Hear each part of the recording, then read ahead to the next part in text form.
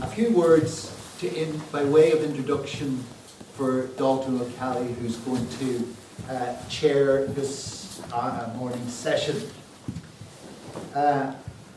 Most of you, one way or another, would know Daltún from various political activities and his writings. He's going to chair, as I say, this session. He was born and reared in Belfast. He studied at TCD. He was a teacher for a short time after he graduated, before joining the Old Irish Transport and General Workers Union. First of all, to work on special research projects, and then he became head of the union's information and foreign affairs, international affairs committee. For most of his working life, he was General Secretary of the Irish Federation of University Teachers. But apropos of this session this morning, he was an executive member of the Northern Ireland Civil Rights Association from 1969 to 1971. Before that, in the period of 69, he was the press officer for the Citizens Defence Committee that was set up in response to the pogrom that went on there, and it was a sort of a grassroots community-based organisation. He's a prolific writer. He is the author of Labour, Nationalism and Irish Freedom, The Sovereign People or Crown Subjects. You get the idea of where he's coming from politically. Britain and Ireland, Sovereignty and Nationality. And one of the things that I was checking out with him, some of his writings before the meeting started, and I didn't mention to him then, but one of his pieces of writing, which I find particularly interesting, was a lecture which he gave to Ogra Sinn Féin. I think it was around 2021, outlining his role in as part of the Sinn Féin team that was negotiating the Good Friday Agreement. Now, modestly, he describes himself in that document as he was a mere cog in the wheel. But I get the impression that his judgments and his analysis and all were very valuable and were considered important to the leadership in that negotiating period. He's, as I say, he's a prolific writer, also to such online publications as Tracht na Siúnta, The Irish Freethinker, and The Irish Nation. So, no better chair. Rove Galéir ar an ócáid seo agus go speisialta ag an session seo den Scoil Saoirí Desmond Greaves. I must admit I was wondering when Kevin was going to finish. But it is our subject this morning, as you know, concerning both Desmond Greaves and more generally the civil rights movement in the north of Ireland. And it's 57 years ago, plus a few months, that the Northern Ireland Civil Rights Association, or NICRA, as it was succinctly known, was launched in Belfast in January 1967. This has been foreshadowed by the campaign for social justice concentrated in Dungannon that had been set up 3 years previously. In the remaining years of the 1960s decade, the campaign for civil rights shook the unionist establishment to its foundations. The succeeding decade also saw the development of an insurrection by a part of the nationalist community in the shape of the IRA campaign which finally concluded in 1997.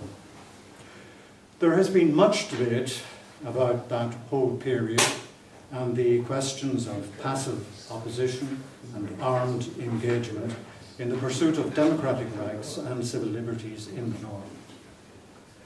While the best part of 30 years subsequent to 1970 saw much tragedy and sufferings, the historian will not be surprised that when there has been a long pent-up period of repression, there will often be an explosion of violent resistance before a point is reached where a settlement is realised, which opens the way to peaceful progress.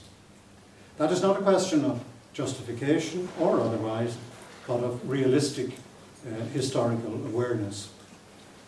However one judges the overall situation, the contrast between what existed in 1967 and that which is manifest now is profoundly striking.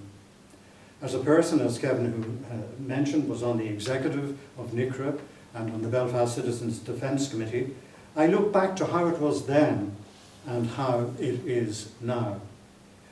For example, in my full-time job as a clerk in a solicitor's office, I recall having to go to Crumlin Road Jail to discuss the representation of a young man who had been arrested and imprisoned for wearing an Easter lily lapel pin in the centre of Belfast.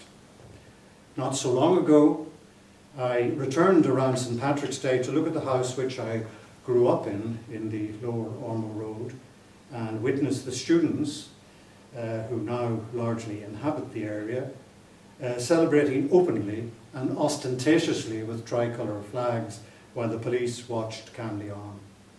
Of course, that is only a superficial pen picture of the state of affairs which prevails now, ranging from a Sinn Féin First Minister to extensive liberalisation with the end of sectarian discrimination in jobs, housing, voting, freedom of expression and assertion of Irish identity. But getting back to how it all began, there was the civil rights movement. And the fact is that a person who very much developed the whole idea of thus leveraging against the unionist hegemony was Desmond Greaves, whom I had the honour of getting to know quite well. He was a brilliant individual who could have developed a successful career in a conventional profession, but he decided instead to devote his life through the Connolly Association to the cause of Irish freedom, and applied his mind to the question of how best to advance beyond the settlement which had been effectively in place since 1921, so starting with civil rights in Northern Ireland. Now this morning we are privileged to have as our speaker Dr. Michael Quinn. He's currently writing a biography of Desmond Greaves, and he is also author of the book Irish-Soviet Diplomatic and Friendship Relations from 1917 to 1991, based upon the PhD which he took in that connection. Also, there is this book he's asked me to mention, A History of Araby House in North Richmond Street, Dublin, 1820 to 1998, by Michael Quinn. And I just read you the first sentence of the blurb at the back to give you a sense of it. Since the 1800s, Araby House and North Richmond Street have been part of the built heritage of Dublin's characterful North Inner City neighbourhood. So the only other thing I'd say is, as almost certainly wasn't when I first chaired a meeting, but it is now obligatory to ask anybody, which is probably everybody, who has a mobile phone, to please either switch it off or to render it mute, because there's nothing more disconcerting for a speaker when he is in full flight to hear a sudden electronic burst of whatever anthem you have programmed to wake you up. And after Michael has spoken, we will that person stand against the wall. And I promise you I'm not armed. When Michael has finished, we will take questions answers and comments of a succinct nature, which of course is characteristic of you all. So, laptop, which is I'm not sure.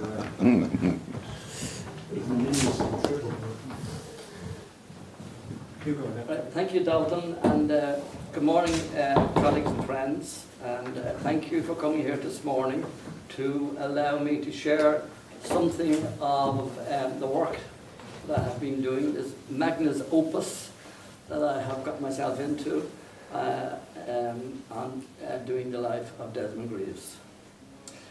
Now, let's look closely for a little while at this photo.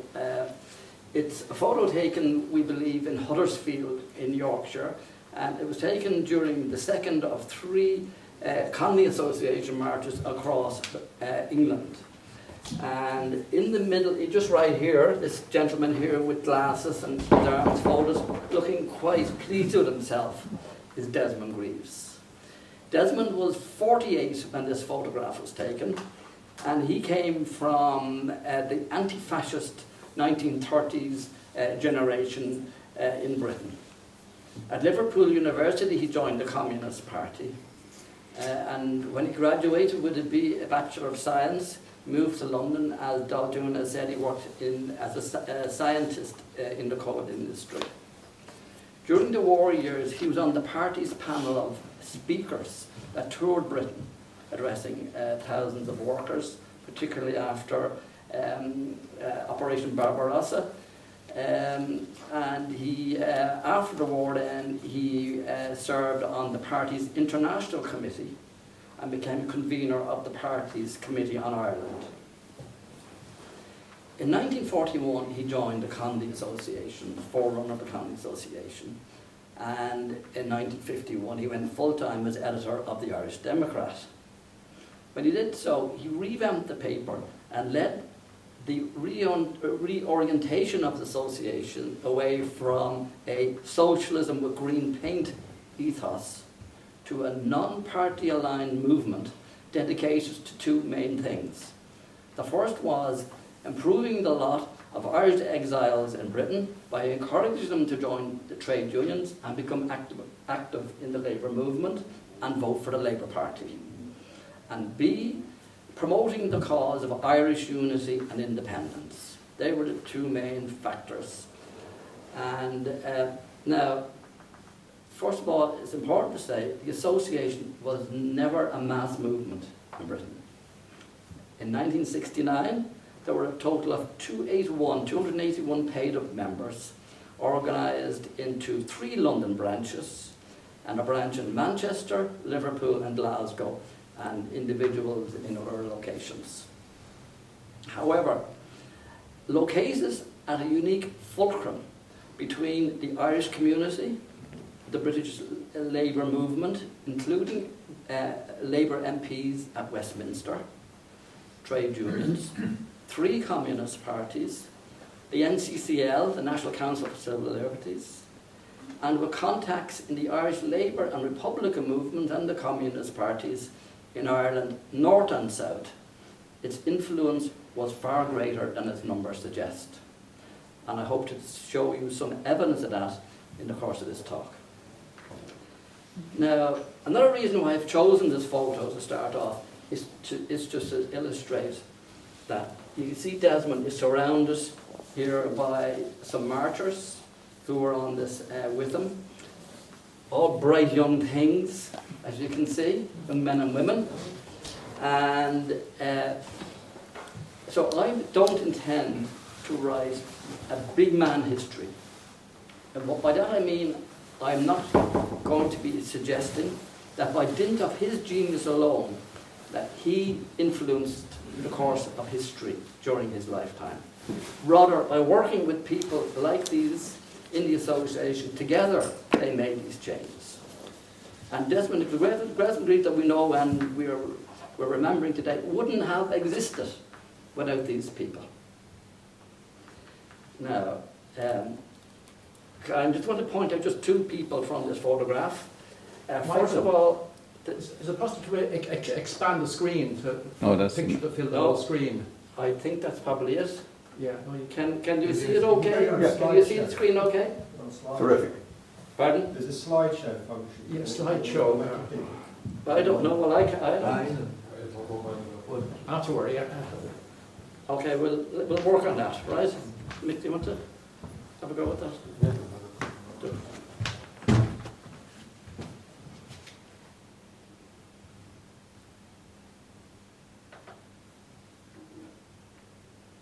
It takes a second. Great, thank you. There you go. Excellent. Oh, thanks, Mick. Yeah. Thanks for that. Thanks for that, Eric. Now, yeah, so this is Desmond here. He's 48 years of age. And this young man behind him is Anthony Coughlin. Anthony had been 3 years, when this photograph was taken, he had spent 3 years in the association in London. And very shortly after this photo was taken, he left England and came to work in Trinity College, Dublin. And this gentleman here is Joe Deegan, or Joseph O'Deogan. Vishay Baul and Conran na Gaeilge in the common Clunor email Forester. So he was a Gaeilgeoir. And you'll see in the Irish Democrat, various copies of the Irish Democrat, articles by him os Gaeilge. He was the president of the association at this time and a leading member in Manchester. He was also Greaves' closest confidant at this time. And in the archive, in the Greaves archive, there are dozens of letters between Greaves and Deegan. And you can see Desmond, they're discussing strategy and management of the association and so forth. A very important man in his life. Now, on to slide number 2. I must mention these two young Dubliners, very talented young Dubliners, Sean and Tom Redmond. This is Sean here in his office, at the Colony Association office. He was, in addition to being full-time General Secretary with the Association, he was the Association's nominee onto the executive committees of both the National Council for Civil Liberties and the Movement for Colonial Freedom, an organisation that had the same relationship to the Communist Party as the Colony Association. In other words, separate, but with common members, some common members. Now, just an indication of the sources that I've used. Sorry, that's the wrong one. This one here. These are the main primary sources that I'm using for this. First and foremost, Desmond's private diaries or journals, now available online. And I wonder, could I have a show of hands, please, for those of you who have accessed these diaries online? I have an indication. I hand it over to you, Shane. Shocked. Shocked is the right word. I am shocked that there aren't more people doing it. It's an absolutely wonderful resource, only a few clicks away on that website. As are copies of the Irish Democrat, just a few clicks away. And of course other records which are privately held by Anthony Coughlin. Now just a quick word about his diary. Now, when you look at them, you'll see they're not in the form of a Joycean interior monologue, his diaries. Rather, they're like a minute of his day. And in line with the classical definition of a diary, the first draft of history. Now, yes, they are subjective and opinionated, but they're highly political. And they're like a private reflection of the Democrat, because a lot of the phrases you'll see in the diary turn up in the Democrat. So the private life of Desmond Greaves is in his diaries, and you can find his public political life in the Democrat. Now, after they had finished these marches, Desmond wrote a number of pamphlets, and I don't have time to go through them all now, but I just want to mention the essence of this particular pamphlet written in 1962. And in that he put forward his theory of the three-pronged attack on British control of Ireland. The first prong was for the North, with the emphasis on winning over unions-minded workers. Recalling the United Irish movement of the 1790s, he suggested that if Wolfe Tone could unite the people, then a united Labour Republican democratic movement could undermine unionist rule at Stormont. Given the North's population balance, such a united movement would only need to win over 1/4 of the Unionists to make an anti-Unionist majority at Stormont. The second prong applied to the South. He was quite understanding of Lamasse's policies of opening up the economy of the country at that time, because he believed that every advance in industrialisation, social services, income, etc., should be hailed by patriotic Irish people everywhere. He praised the existing Fianna Fáil government for earning global respect for its policy of maintaining Irish neutrality and promoting world peace at the UN, a period which Noel Dore calls the golden period of Irish diplomacy. He accepted that economic deficiencies had been impacted by unremitting pressure of British business and official policies. What was needed, he says, was progress towards a government of national unity to include not only Fianna Fáil Republicans, but a cross-section of Sinn Féin, Labour movement and socialists. And a third prong was reserved for the British people and the 1 million Irish exiles living among them. Their task was, he said, to enlist the service of British democracy in the struggle for Irish freedom. Partition was not made in Ireland. It is not primarily an Irish internal issue.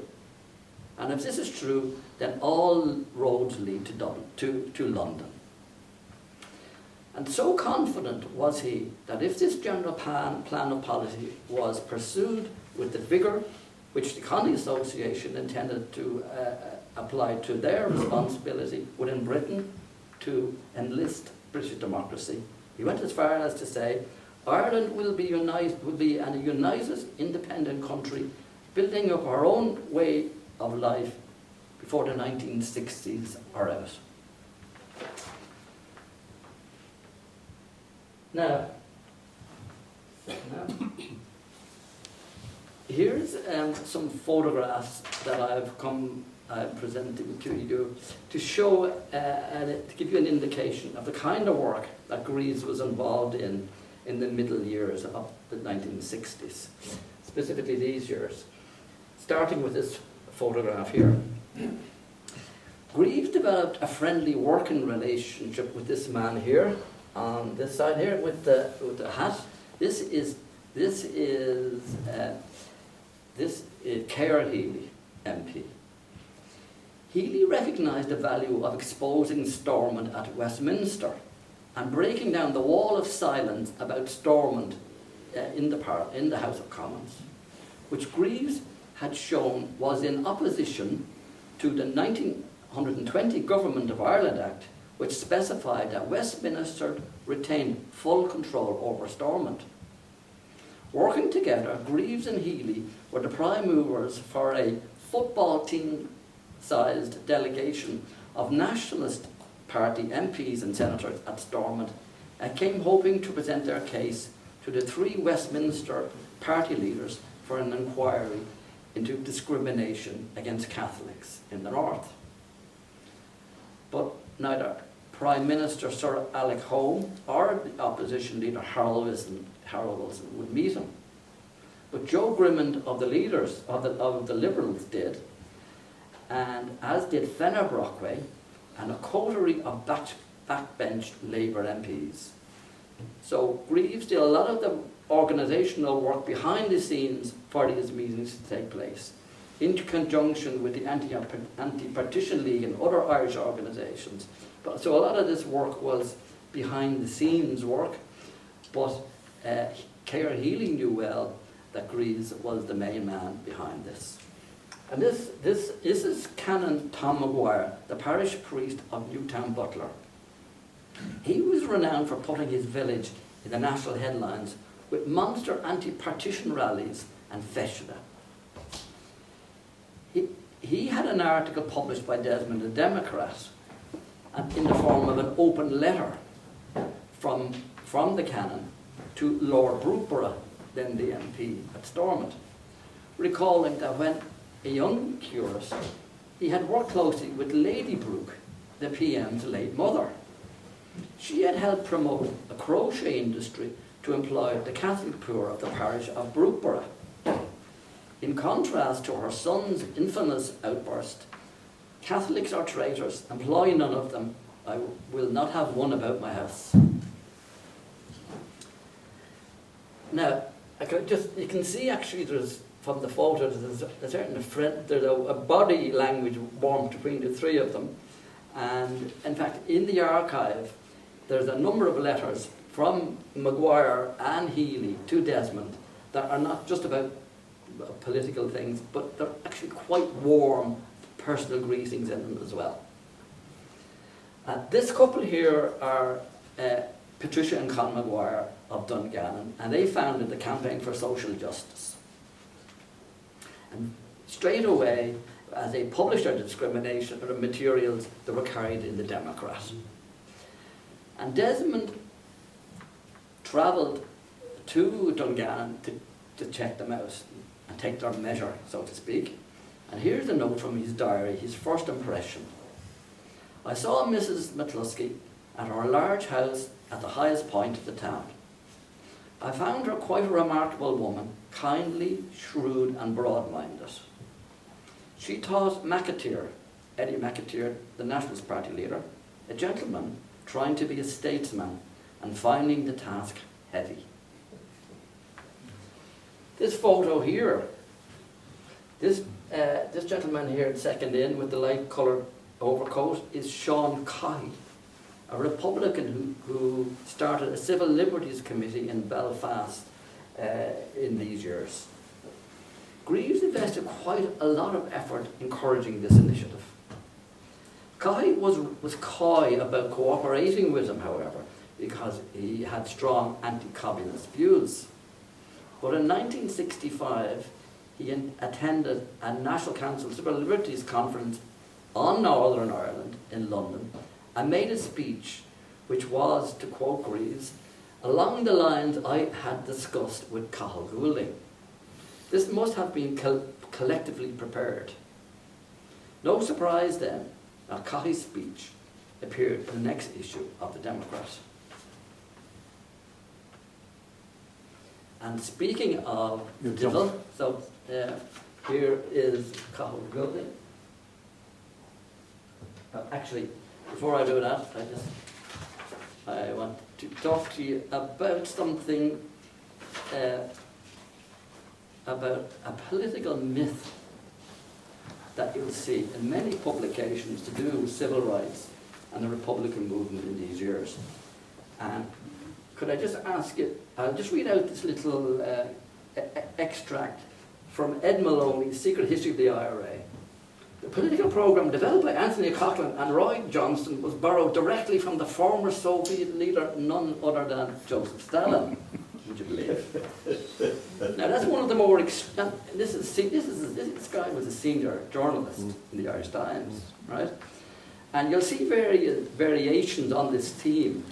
The implication being that Desmond Greaves was involved in running Coughlin and Johnston as agents, in this dastardly plan, and corrupting poor innocent Republicans and IRA men, So anyway, this is what I have found in relation to Coughlin and Johnston in the archives.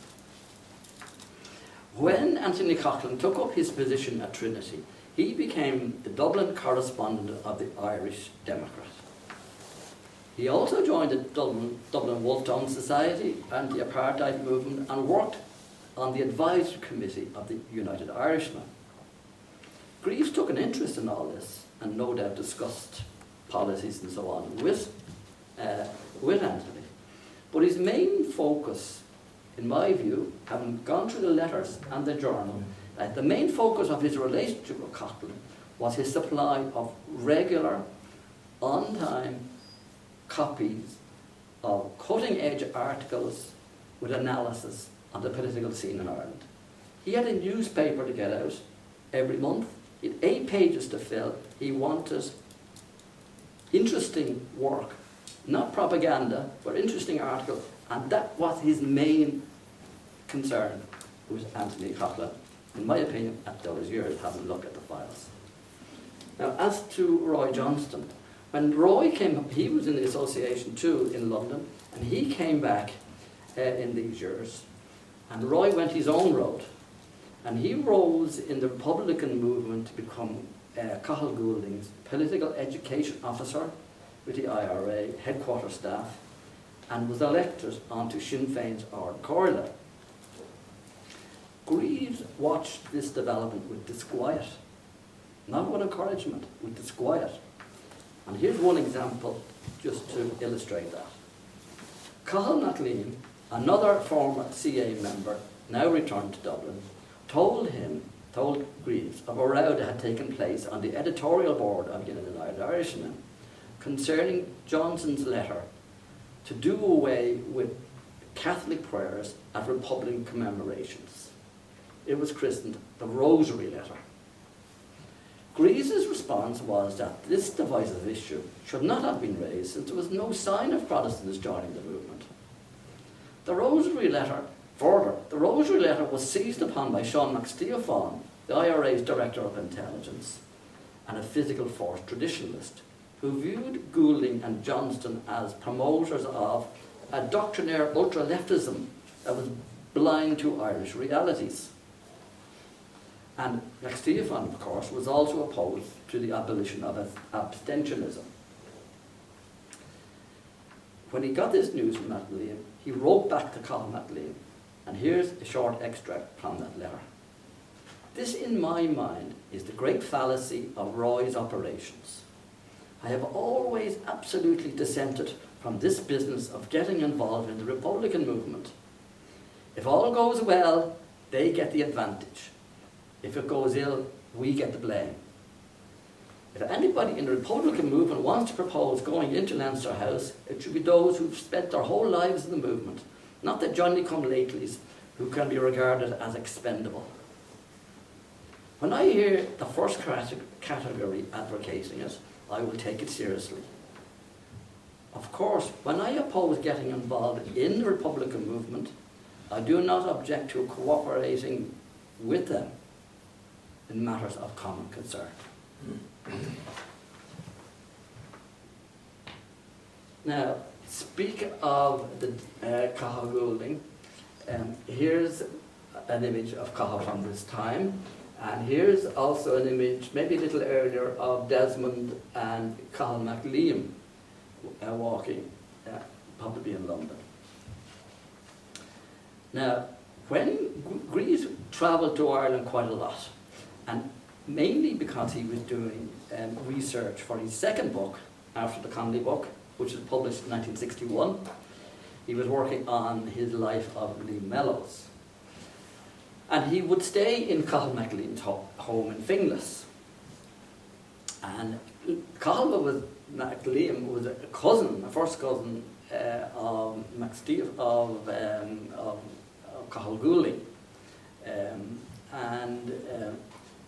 He heard that Desmond was in town and he wanted to meet him.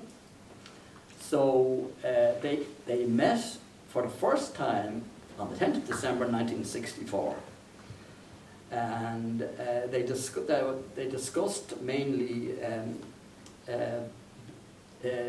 association Clonnaheran relations in London. Clonnaheran was the Sinn Féin organisation in Britain. And here's Greaves' first impression of Cathal Goulding. He struck me as a shrewd, experienced revolutionary, but without much basic political knowledge. Or better, without a grasp of the laws of social evolution. The interesting thing is that he is prepared to support political action on matters of common concern.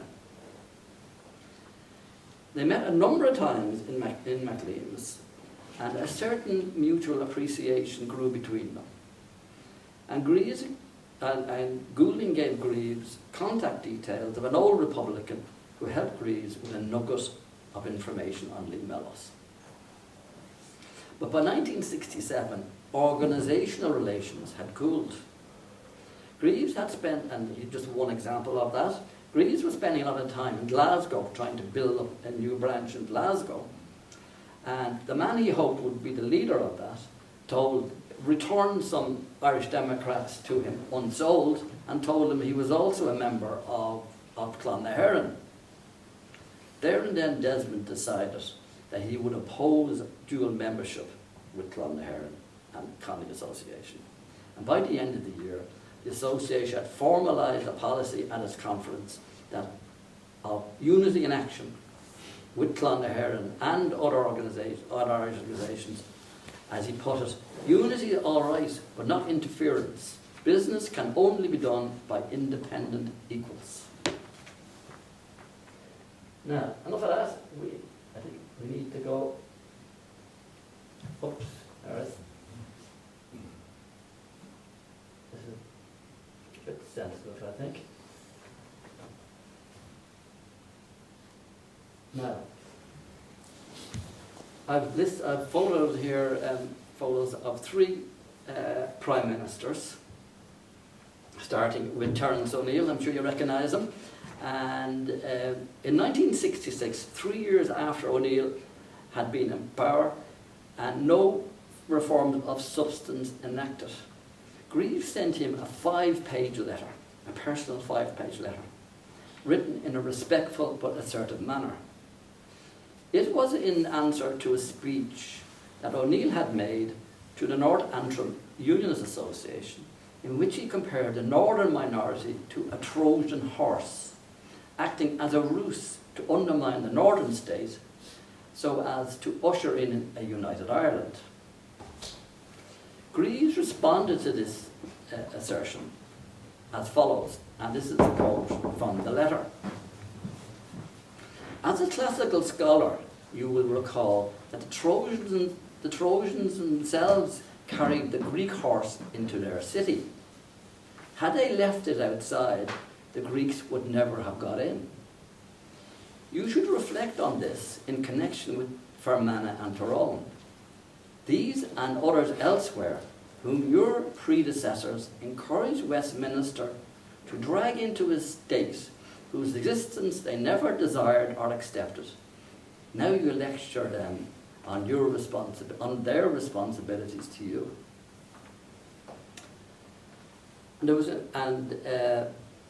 O'Neill wrote back to Greaves, and Greaves wrote back again to O'Neill, and that was the end of the exchange of letters.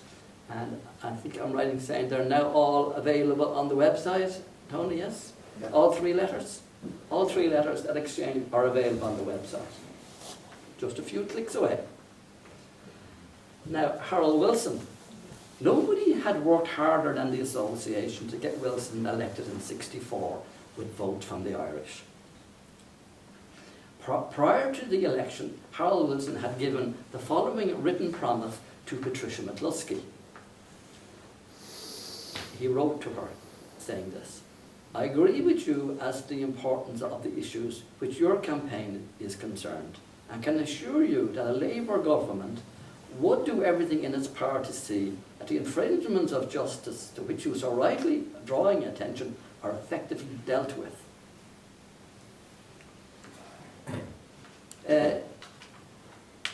And of course, you know, when Wilson gets into power, nothing concrete is happening in this area.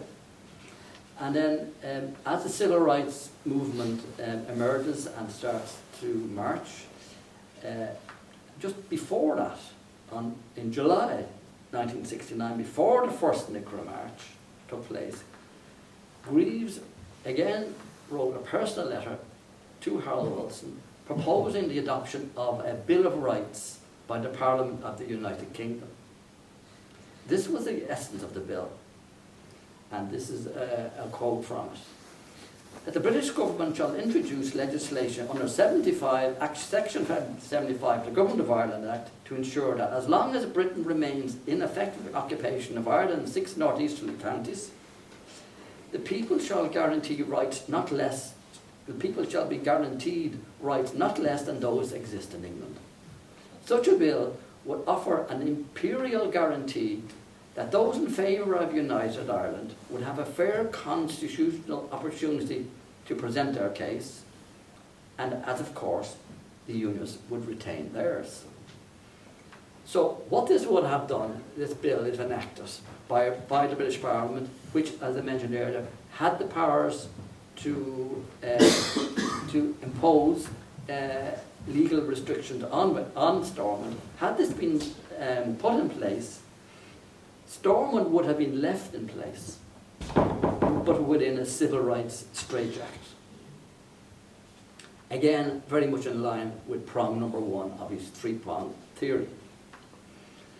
Now, and then as to this Prime Minister here, if you read Desmond Greaves' Connolly and Mellow's book, you'll see that Lloyd George is the greatest of perfidious Albions. And as Wilson refused to act effectively on civil rights, Greaves, in his frustration, turned on him in The Democrat and compared him not to the Welsh wizard, but to the Welsh scoundrel.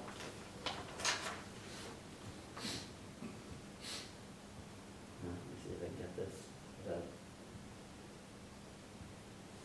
Come on. I'm too far now. I'm throwing away my own thunder. Yeah, this is the one. Right, now I think we move on to Belfast. These are 2 images I've come across recently. This I found on the internet, and this is William or Billy McCulloch. And this is Betty Sinclair. I'm sure you recognise her.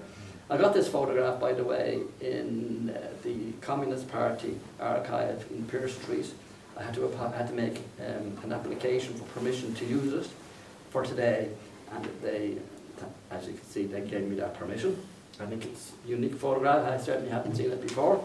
And this is Betty, and this is taken in Armagh, a NICRA public meeting in December '68.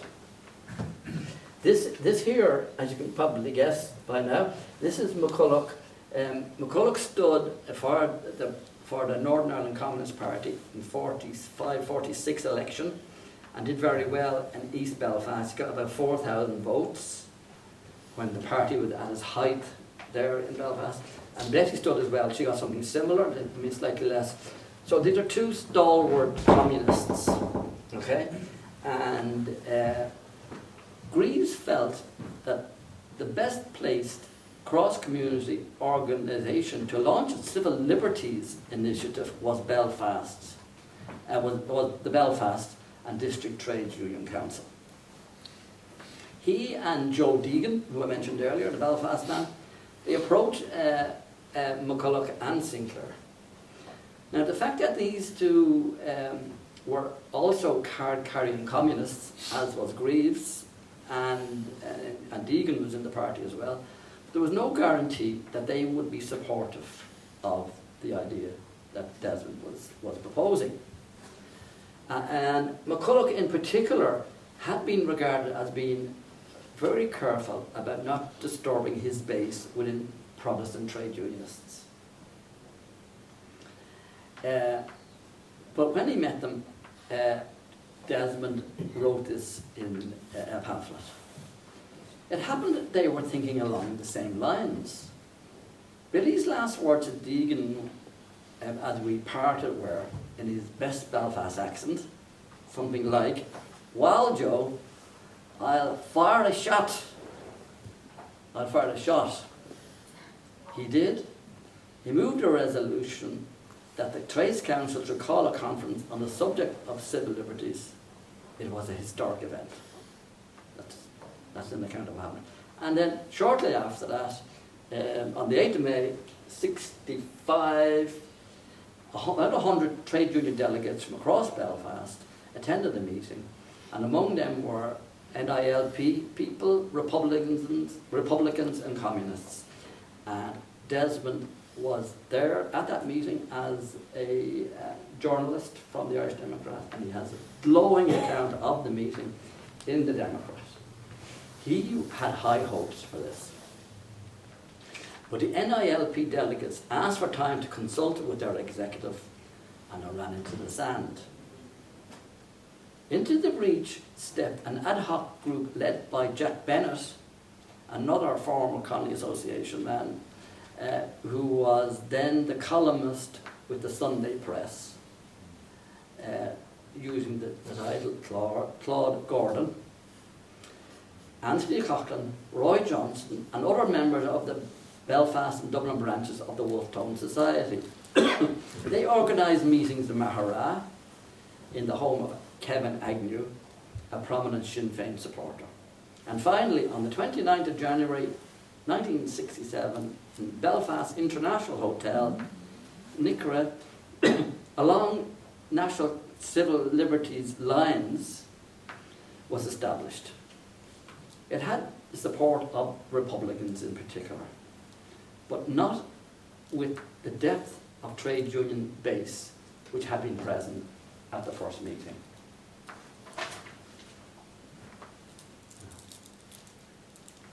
These two, this is, as I'm sure you recognise, Jerry Fitt, and this is Lord Fenner Brockway.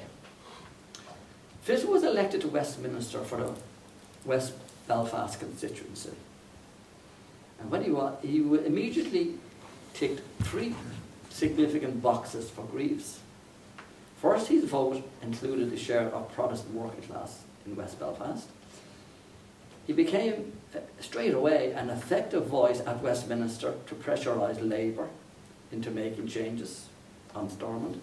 And 3, he was prepared to speak on association platforms. And Greaves got to know Greaves very well. They travelled together to meetings and things. And I'll show an example of that later, the effect of that later. But in the first instance, in line with association advice on the Government of Ireland Act 1920, in his maiden speech, which may have been worked on between Desmond and Fitt, now there's no proof of that, from what I could see, but anyway, Fitt managed to force the Prime Minister to make the following concession in the House, and these are Wilson's words. We are all aware that the honourable members in more than one part of the House are very disturbed about certain things which go on in the North. I do not believe that this is a matter to be dealt with in the manner suggested by Fitt, which was a Royal Commission of Inquiry. I think that the right thing to do would be for my right honourable friend, the Home Secretary, James Callaghan, and myself to have informal talks with the Prime Minister of Northern Ireland to see whether some difficulties, which we all recognise exist, might be overcome. Not a bad first day in the office for Fitt. Greaves was very impressed. And this is Lord Fenner Brockway. He had been a Labour MP for many years, and he's associated mainly with the Race Relations Act. He did a lot of work in the civil liberties area.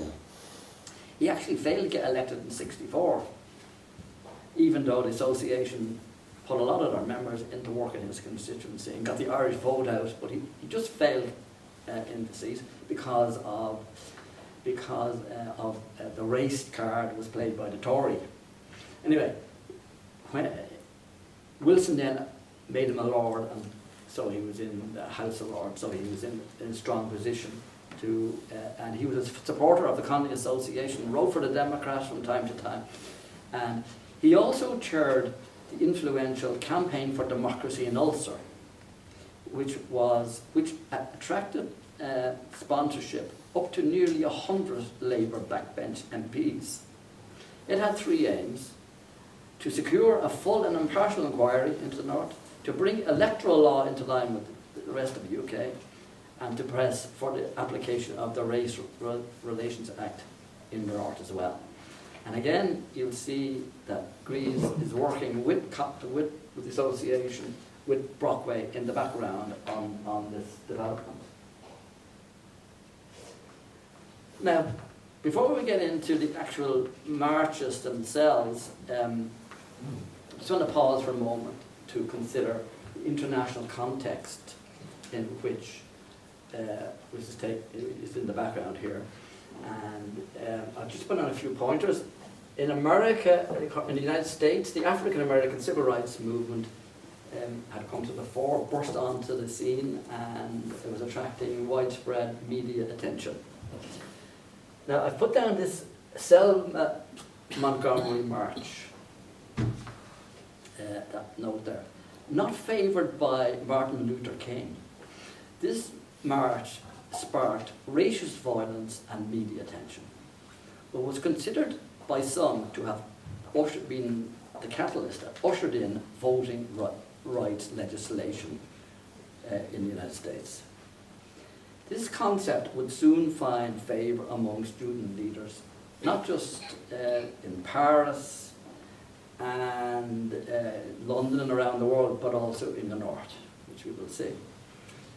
And in Paris, of course, there was a widespread general strike by workers and student actions that had combined to wrest substantial concessions from employers and the state. So this is the background that's going on. Now, I've just put this down here about civil liberties to civil rights, a double-edged sword. And just going back to the Selma Montgomery March, and thinking about that. So, heretofore, as far as Greaves was concerned, we were talking about civil liberties in the North. And because of the international scene, it becomes civil rights, which means that you're moving away from things like, getting the law changed, doing court cases, research and so on, and working at that level. You're talking about marching. And it's about mobilising people behind your platform, which of course can be a very effective thing, but in the context of a divided society can be very divisive. And so instead of getting, we got NICRA instead of how would you say, if you didn't have an R, you'd have NILRA or something, you'd have NICLA. So instead of having NICRA, we would have had NILNA. So would that have made a difference? I don't know. Anyway. So. Come on. There we go. No, that's gone. Jumped on ahead. Go on now to NICRA's first march. The first march that was sponsored by NICRA. And it was actually initiated when Austin Curry, who had led a sit-in in the village of Callalan over the allocation of a home to a single Protestant woman ahead of a number of Catholic couples with children, approached NICRA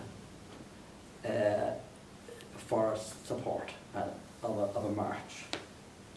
And from Coal Island to Dungannon. Betty Sinclair, who was now the chair of NICRA, had concerns that the march would be seen as a nationalist-only affair. But agreement was reached when it was decided that the slogans on the march would be jobs, homes and voting rights, and that there would be a broad platform of speakers. Members of McCluskey's CSJ were there. There was about 1,000 people, but mostly Republicans and their marching bands. Loyalist counter-demonstrators occupied the centre of Dungannon. The RUC banned the march from proceeding to the centre of town and threw up a cordon outside the town suburbs. Owing to stewarding supplied by IRA volunteers who were under orders to maintain a peaceful civil rights atmosphere, the marchers' discipline held. In spite of efforts by some young leftists, imbued with a sense of Selma Montgomery, who wished to cause a confrontation with the RUC. Betty Sinclair chaired a meeting of speakers at the cordon, and she was greeted by a song which shouted of Russia. Now, the reason for that, and I want to say a few words about this, I think it's an important part of Desmond's work at this time about Czechoslovakia.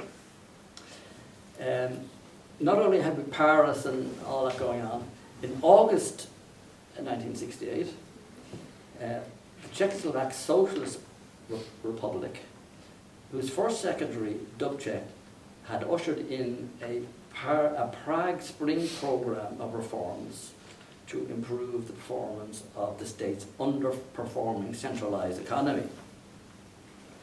Western media was predicting an invasion by Soviet troops in order to put a stop to these reforms.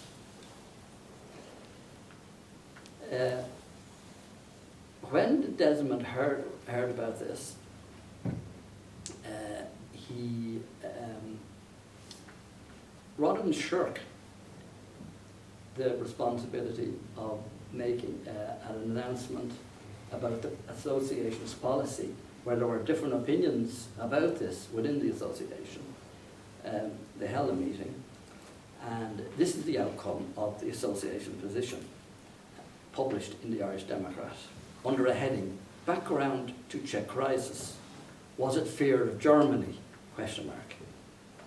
And this is the salient extract. It could be that the Russians, who lost 20 million men in the last war, are afraid of that development, are afraid that developments in Czechoslovakia might render possible Germany's drive to the east. In August 1938, Britain and France at Munich handed over Czechoslovakia to Hitler on a plate. They, the Soviets, will not listen to anybody that assures them this is not so now. Whether this is their calculation will doubtless emerge in due course. So, what he's saying here, and what the association is, we don't have the information to know why they're taking this course of action, but we will accept it in the spirit of anti-imperialism, because the Soviet Union, which is heading up the socialist countries, fear that they're under threat.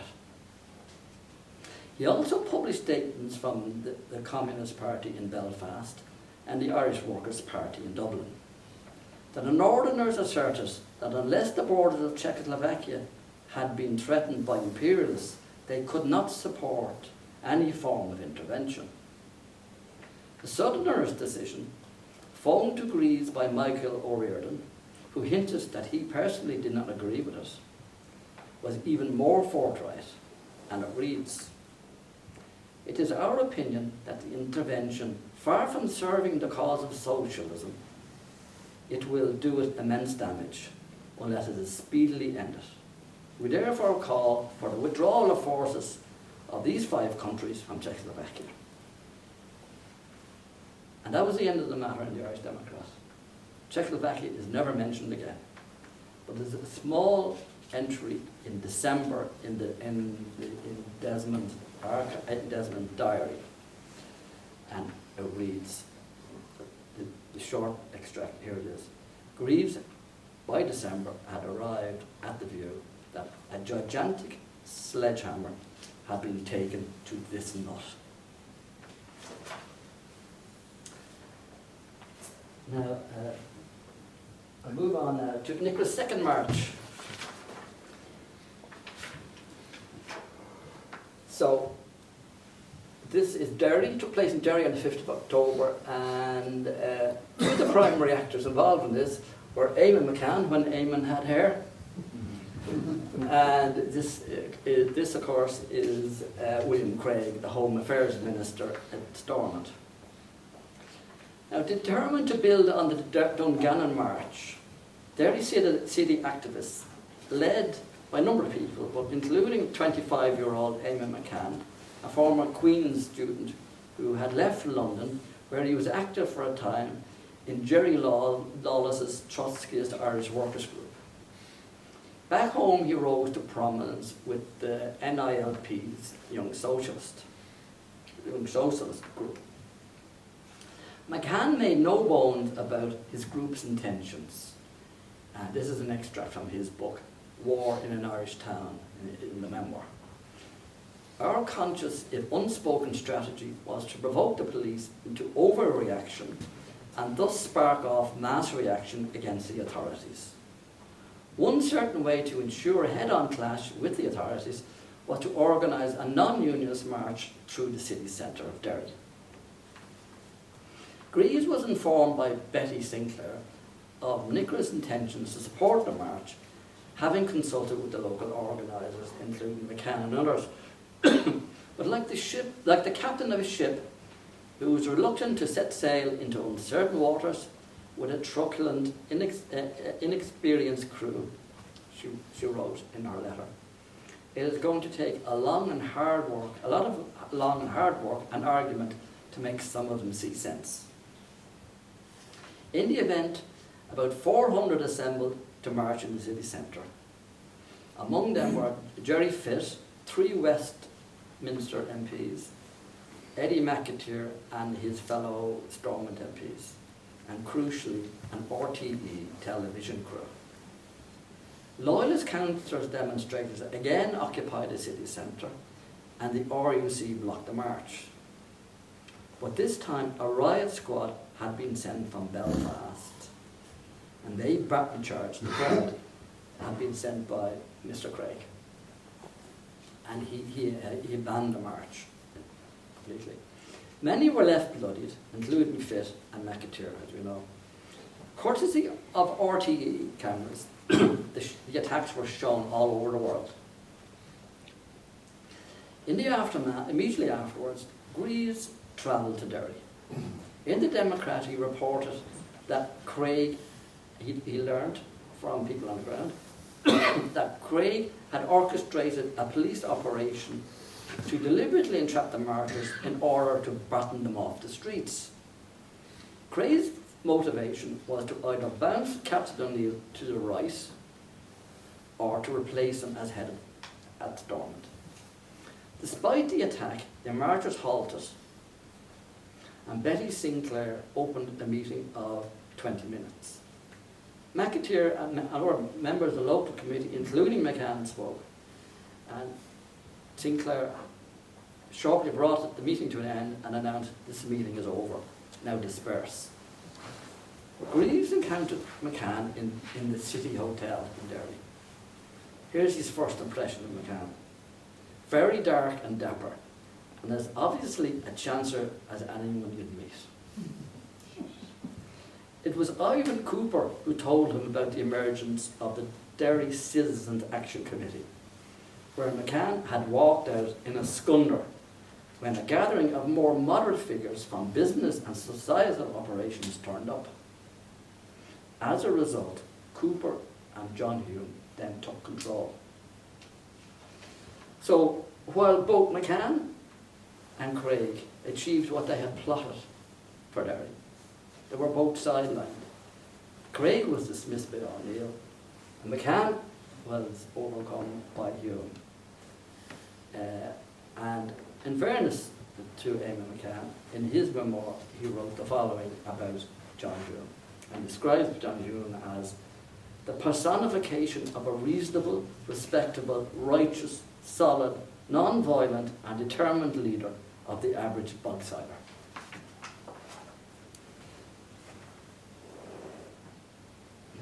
See if we can get to move the dial again. Yeah, well, there's a picture of John Hume. And as I say, his group now, the DCAC, the Dublin Derry Citizens, are in charge of the momentum of civil rights in the city. And on the 2nd of November, they organised another march. There was about 1,000 at it.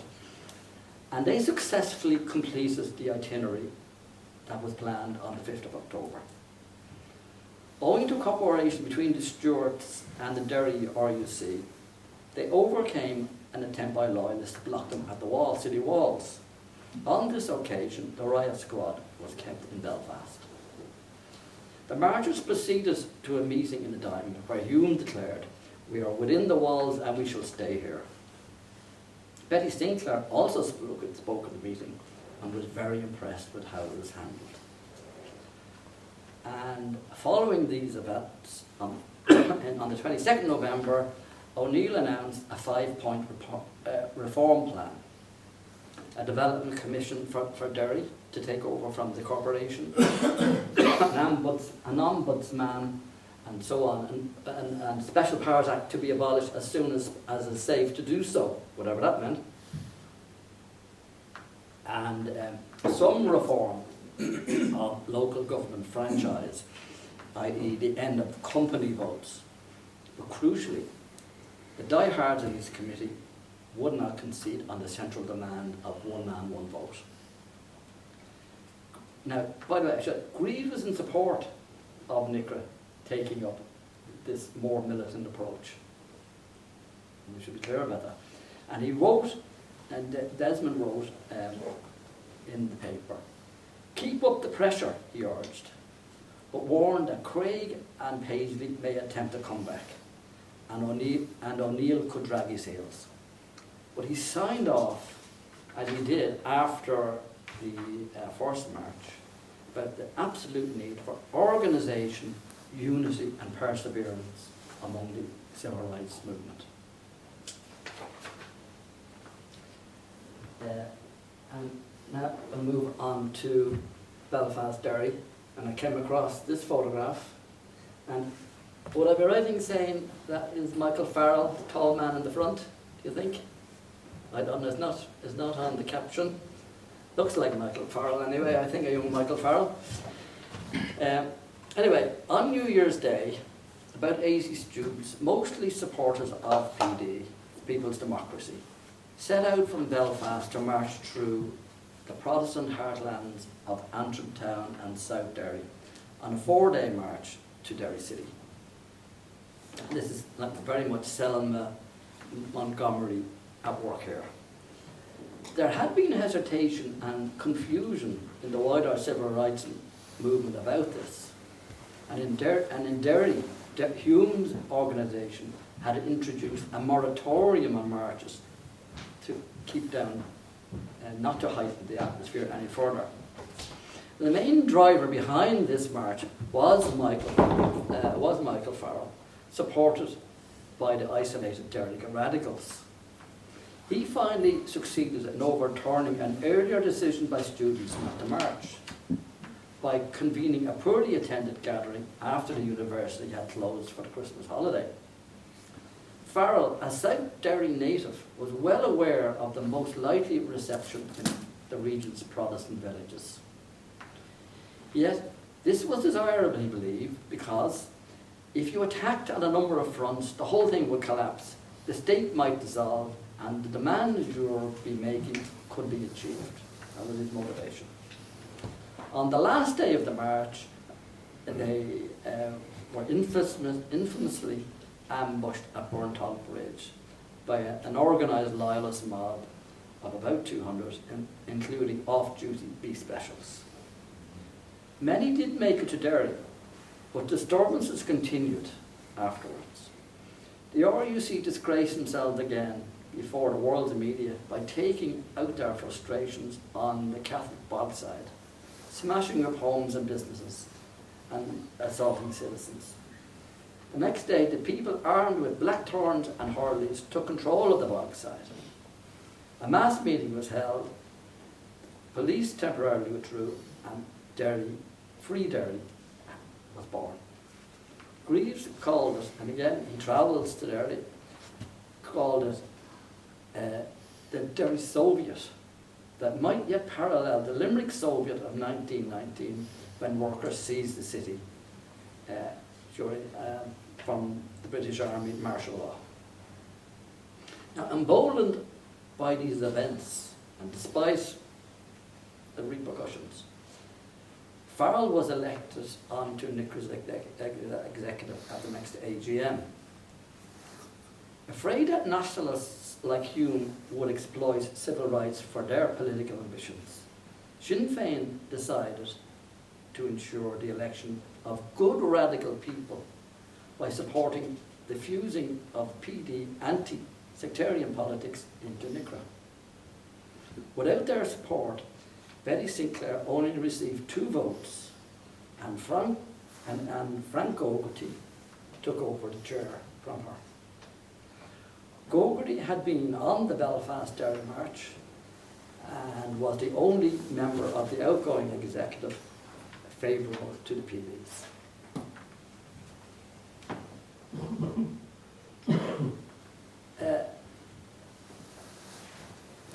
Because of elections involved and the heightening of tensions and so on, O'Neill was left with no alternative but to call a general election. And when he called it, Greaves thought that with unionism in chaos, the election presented an opportunity for historic Labour, nationalist and Republican cooperation. He thought there was a chance. He wasn't totally naive about it. And he said that could happen if there's cooperation among the anti-unionist organisations. And there was no split in the votes. So he thought two things could be hoped for. First, the maximum number of candidates could be returned on a programme of civil rights. And second, the most resounding defeat of the unionist diehards, whether of the Paisley, Craig or Rutherland. But there was no pre-election front agreed among the anti-unionist forces. And here's the votes. I just wrote those down there on the sheet. I think here we have, in a few lines, evidence for the first time ever, on the first two lines, evidence that for the first time ever, the official unionist party in the north had been sundered apart. There's two elements to it now. O'Neill manages to get 26 seats, or 44%, and the anti-O'Neill unionists 13. So they're split, they're in crisis, but equally the anti-unionist forces are dissipated. And most obviously, the Nationalist Party keeps 6 seats, but the independents, including John Hume and Ivan Cooper, were elected in Derry. And Eddie McAteer was routed by them, and they outmaneuvered him. Now, Greaves was no supporter of McAteer's cautious approach, but he was also wary of the motives of those who sought to replace him. And this is his first impression of that. He says, the Derry pair, Hume and Cooper, disaffiliated from NICRA so as to be able to pursue their political ambitions. Hume was not even present on the 5th of October, but he defeated McAteer, and who was, and Betty Sinclair assured me, behaved very credibly. Hume jumped on the bandwagon, got on television, and the publicity machine rolled him home to smash the Nationalist Party. Now, down at the bottom here, you'll see People's Democracy. They achieved 4.2% of the vote. They ran 8 candidates, and they got no seats. And many people saw this as an opportunistic attempt to pose at the party's civil rights. And in Bandside, Ian Paisley came within 1,400 votes of Terence O'Neill. But it could have been worse. Had Michael Farrell of the PD, who stood there as well, managed to increase his votes by another 1,400 votes, Paisley would have taken down the reform-minded O'Neill. No wonder Greaves wrote to the Democrat that O'Neill's premiership was hanging by a thread, and that the socialist nationalist opposition had split each other's vote and caused confusion among the electorate. And now a few words about Bernadette Devlin.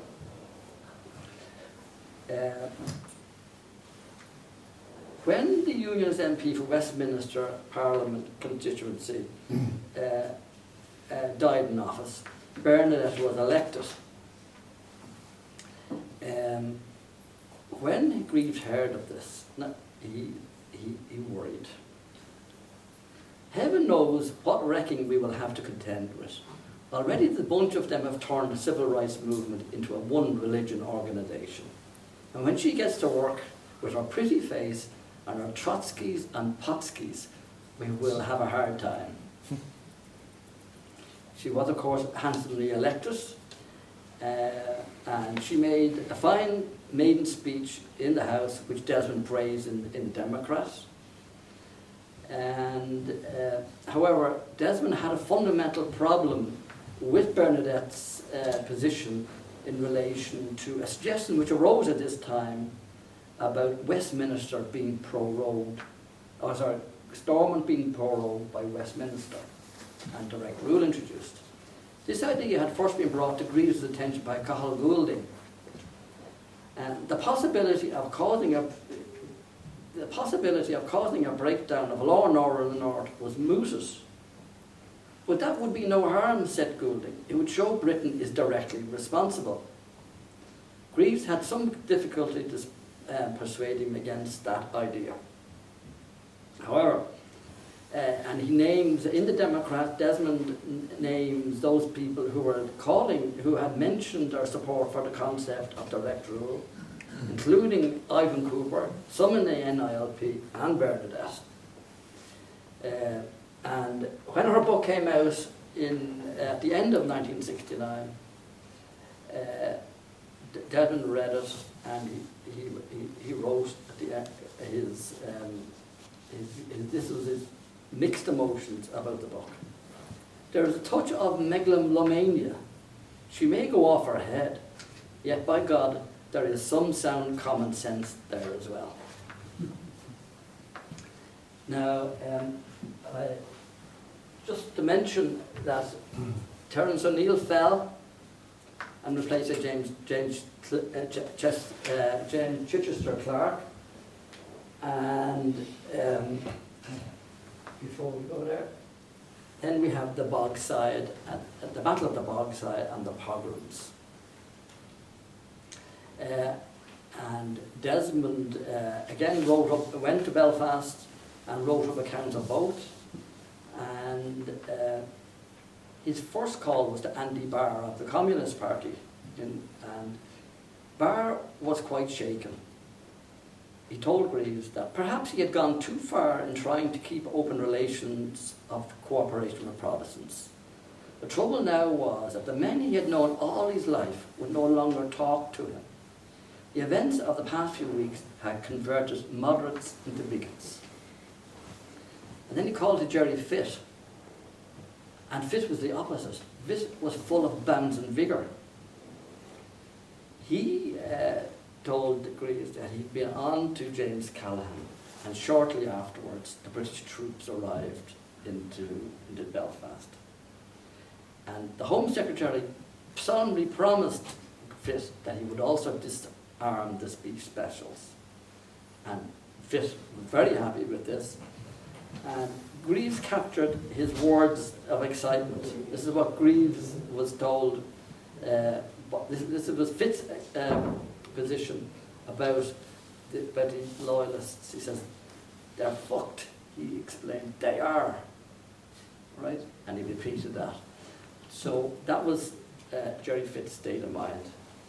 And Greaves, in the Democrat, paid tribute to those people who attempted to defend the homes on the Belfast from the pogrom, as follows. At long last, a handful of rifles were pressed into service, but for their heroism, the whole falls would have been gutted. Wilson and Callan were dithering, scared to override the Six Counties authorities' objection to British troops. Other than that, it would have been a massacre. So we had no problem in recognising people tried to defend their homes. So, and I just want to finish on this slide here. And as I was saying, Desmond was a ranking member in the Communist Party.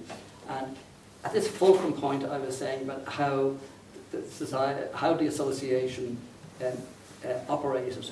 I think it's demonstrated very well in this last slide. Greaves and Sean Redmond were called to a tripart meeting of three parties. The Communist Party of Northern Ireland, who was represented at the meeting by, anybody remember this gentleman? And no prizes for this man here, from the Irish Workers' Party. But does anybody recognise this man? Johnny Nolan. Sorry? Johnny Nolan. Excellent. Fair play. What's the name? John Gollan. John Gollan, Gollan, a Scottish man. And the purpose of the meeting was to consider the Communist position to the problem. And this was immediately after the pogroms, and to issue a joint statement, if one could be agreed, because there were three independent parties, but it was, could they agree it? The Northerners were represented by Hughie Moore and Jimmy Stewart. Michael O'Ceallaigh came alone from Dublin, and Gollan was attended by a small team of party officers. They began with consideration of a statement on the North from the Communist Party of the Soviet Union in Russian, which had arrived by teleprinter. Gollan said it was inaccurate and should be replied to. Greaves' diary recounts his reaction and the exchanges between them. This is from the diary. "I was a little alarmed," says Greaves. "Was the motive solidarity with the Irish or correcting the Russians? However, my fears were speedily put at rest. Gollan opened with a serious and understanding statement which showed he is a man of considerable imagination. Naturally, the Russian document was discussed. Well, of course they're supporting Taoiseach Jack Lynch and on Ireland's request for a peacekeeping mission at the UN, said Michael O'Ceallaigh. That was a big thing for him. Listen, says Moore, Jimmy Stewart's colleague, listen, says Moore, you're not going to get the reopening of relations between your country and the Soviet Union at the expense of ours. This brought loud protest from Sean Redmond and O'Ceallaigh. It's your country too. Anyway, Greaves was asked to draft the joint statement, which they all agreed to. He took note of points that the various representatives wished to have excluded. Moore did not want Northern Ireland's position in the United Kingdom or the border mentioned. And this is how Greaves handled that in the statement which he drafted. The opening of talks at an early date between the government of Great Britain, the government of the Irish Republic, and representative bodies of the people of Northern Ireland with a view to a resolution of outstanding constitutional problems. Nice vague stuff. So this was a demand that they agreed to in the statement. And Gollan did not like the demand for UN troops being sent to the north, saying that reforms could not wait on the UN machinery to take place. And this is how Greaves handled that. International concern about this problem is growing every day. That is why it is being raised at the UN. But we jointly feel that the British government has a special responsibility in this matter. British imperialism by introducing division in Ireland, created the problem, and the British government must now take action to solve it without delay. And on that note, colleagues, I close my press.